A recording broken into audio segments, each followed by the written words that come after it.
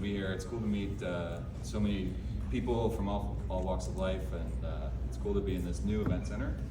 My name is Fannan. I'm originally from South Lake Tahoe, so I want to spend my talk is maybe a little bit different than a lot of the speakers at the summit. I have a bit of a different background, and I want to spend about half the time talking about my journey, my entrepreneurial journey, and then half the time talking about the foundation that we've been working on in the last year. So first, a little bit about myself. Like I said, I'm originally from South Lake Tahoe. I grew up here. I graduated from South Tahoe High in 2002.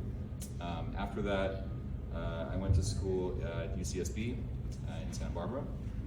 Graduated with a degree in computer science in 2006, and then after that, I wanted to experience living abroad. Kind of didn't get a chance to do that during college.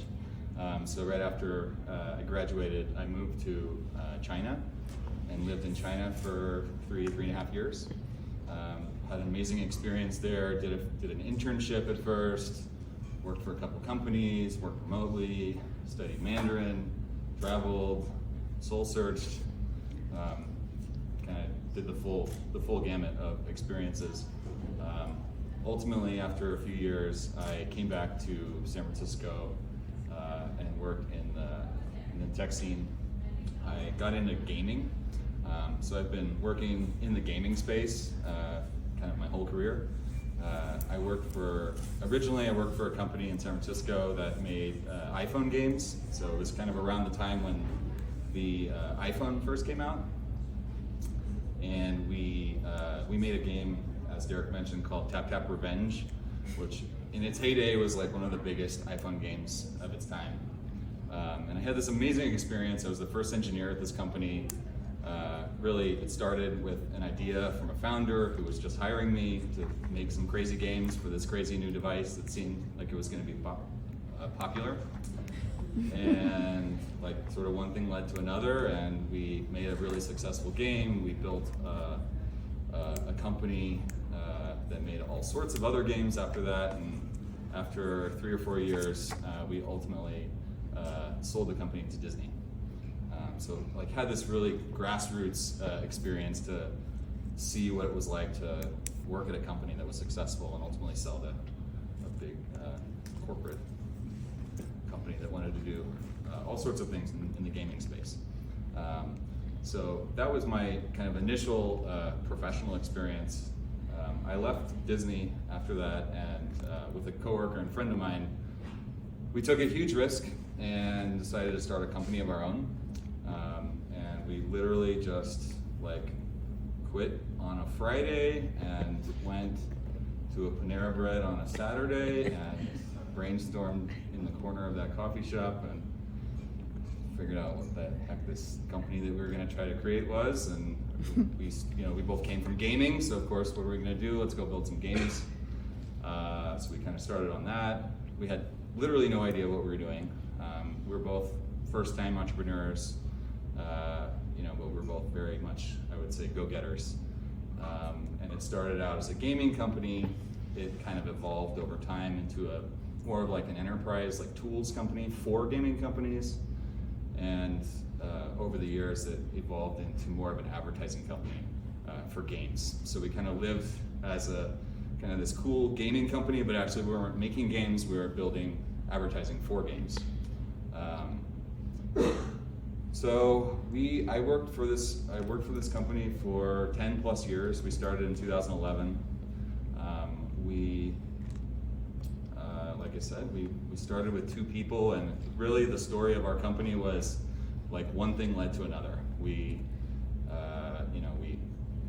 figured out what we were doing. I was the engineering counterpart of our founding relationship. My partner was more on the business side, so to reflect some of the speakers before, we really complemented each other.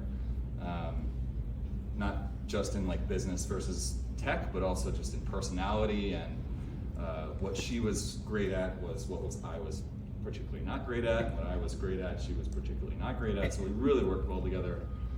One thing led to another. We raised money, we hired interns, we got into an office, we worked in an incubator for a while. we had this amazing experience, 10 plus years of building a company together. Some of the highlights that I want to maybe mention along the way, we had several milestones in the company. So, at the beginning, when you're starting a company, it doesn't actually feel like a company. I'm sure a lot of the entrepreneurs here will resonate with that. It feels like a project. You're sort of doing an idea or trying something, but it doesn't feel like a job yet. So one of the first milestones we had as a company was that it felt like a company. And when it feels like a company, it meant that we had an office and we were hiring people, and we had people working for a company that actually relied on us because that was their life and blood. We moved into a bigger office. Kind of our business was, if a game wanted to make money through advertising, we were one of their best options. So we worked with pretty much every single mobile gaming company in the world at one point or another in the last 10 years. And it was really cool because we got to interface with pretty much every gaming company, but also it was really cool because as we got bigger and the company became more successful, we really had a pretty insane impact on just the amount of people that we were interfacing with. So just to give you some small numbers, kind of at our peak, we had probably 100,000 games that used our software. We probably interfaced with maybe several hundred million people a day. And probably over the month, maybe 1 billion people. So pretty insane numbers. Basically everyone that has an iPhone that plays some sort of game, we probably interfaced with at some point. So as an engineer, I'm the builder. I like to build stuff. Pretty cool to work on, the beginning of a system that impacts 1 billion people in the world. It's really exhilarating. We had a lot of ups and downs over the course of the company. I can't stress that enough. We had a lot of ups. We raised a lot of money. We're probably very different from a lot of the small businesses that are talking today. We're a traditional tech startup in the Bay Area. We needed a lot of capital to grow really fast. We were competing against a lot of really big companies. At one point we're competing against Facebook and Apple and these scary big companies. So we needed to grow really fast. We raised 2 rounds of funding, so we went through the process of kind of raising a small round just to prove that we were a company, but eventually we raised a $20 million round of funding. So that really enabled us to grow a pretty substantial sized business. We went from, over the years, we went from a company of 2 to 5 to 20 to 60 to 80. We ended up at a company that was about 175 people. Lots of different offices around the world. Because we interface with companies around the world, we really weren't very regional. We're not a small business by any means. Our customers were gaming companies all around the world. So borders didn't really matter to us. But we needed to be close to all these different companies around the world. So we had a very strong international presence pretty much the entire time of the company. So we had offices in China, Japan, Europe, and focuses in all sorts of regions around the world. Like I mentioned, we had a lot of ups and downs throughout the company. You talk to an entrepreneur that's run a company for over 10 years, I can guarantee that they'll have lots of ups and downs.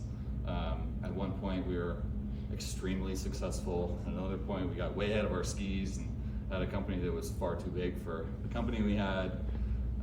We had periods of time where the industry was falling apart. We had periods of time where the industry was crazy and we were wildly successful. I think someone mentioned resilience in the previous speech. I think I wrote that down on my phone with an exclamation point. But ultimately, through all the ups and downs, we sort of figured out how to pull out a success towards the end, and we really had a great ending a couple years ago. We finally sold the company to another big public gaming company called Zynga, and had a nice success story. So that kind of is a brief summary of my professional journey. Since then, like I said, we started the company we sold the company a couple years ago, and since then, I've sort of personally, I've kind of phased out of the company and I've started to think about what's next. And about a year ago, I've always been like, I think everyone that like grew up in Tahoe probably says this, but I don't know, for some reason I've always had just a really strong like emotional attachment to the community of Tahoe. My parents have lived here for 40 plus years. I love this town. So one of the first things that I wanted to do when we were here, when I was thinking about what to do next was, how could I like do something cool and fun and impactful in the community that I really loved. I live in the Bay Area, so I've kind of been a little bit of away from Tahoe for my adult life. I really only lived here as a kid. So this year we started the Marcella Foundation. Our mission is pretty simple. We just want to make a big and impactful difference to the community. We are I would say that this year is kind of our listening year.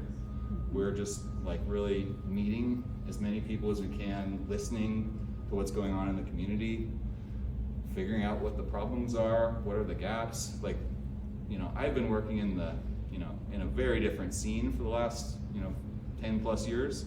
So it's been really exhilarating and interesting to just meet all these great leaders in the community, learn about all these new programs that were going on. Frankly, there's a lot of things that are going on in Tahoe that I didn't even know about, that have existed since I grew up. So it's just been very informative to just learn about what's going on. So like I said, we've been around for about a year.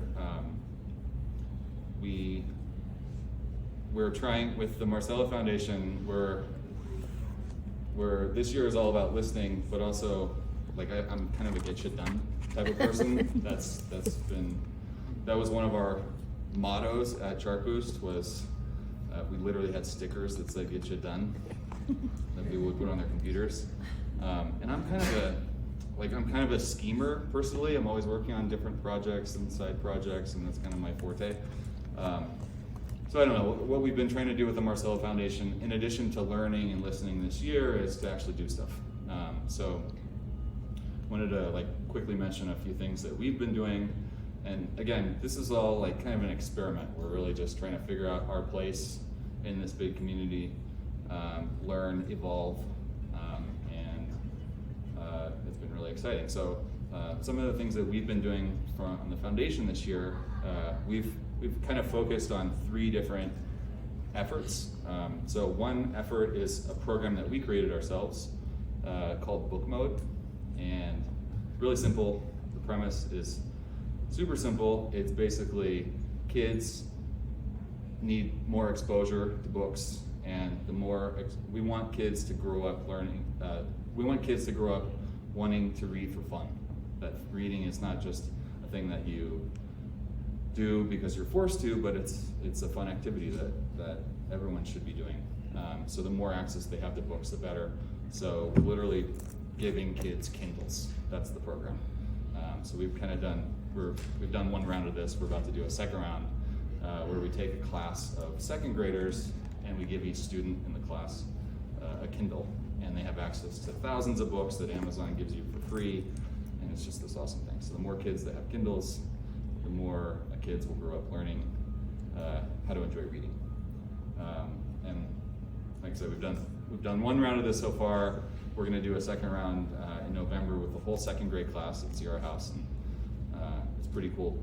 Operationally, it's cool as a foundation to run a program and kind of learn how not only to come up with an idea, but it's kind of a little bit of it's a company journey as well to figure out how to organize everything and how to bring in support and how to work with all these different entities in the community. The second initiative that we've been working on this year is a fellowship program. So we wanted to find ways to support high school grads that are going into college. So we created a fellowship program where we gave scholarships out to 10 high school students that graduated high school this year, and all 10 of those recipients are now studying their first year of college. So it's really cool to see, and we hope to kind of continue to do that each year. And then the third program that we've been implementing this year for the foundation is a grant program. So we literally just, in a nutshell, we literally just kind of opened up an application process for people, programs, organizations, really anyone that wanted support for a program that kind of fit our mission. They were eligible to apply.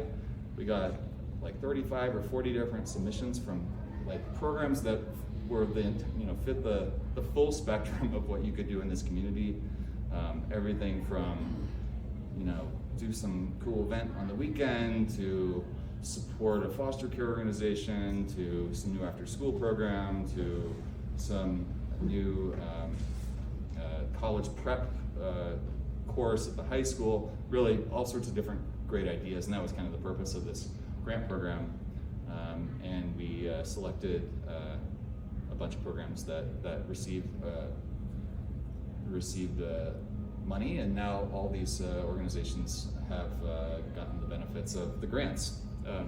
One of the things that we've learned from the foundation this year is that a lot of programs in Tahoe really need help. Like, it's not just like check writing is great, and giving them support is obviously always nice, but we're really trying to work with a lot of these programs and organizations to help support them in addition to just the check writing. So like, we're just finding a lot of commonalities amongst a lot of the folks that we're talking to.